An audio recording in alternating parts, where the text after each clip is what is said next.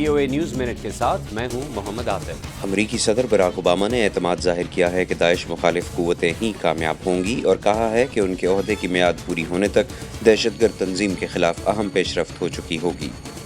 भारतीय supreme court ने rape के नौजवान मुजरिम को हिरासत में रखने की अपील मुस्तरद कर दी है।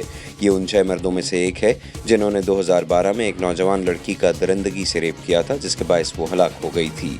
इस मुजरिम की उम्र उस वक्त 17 साल थी।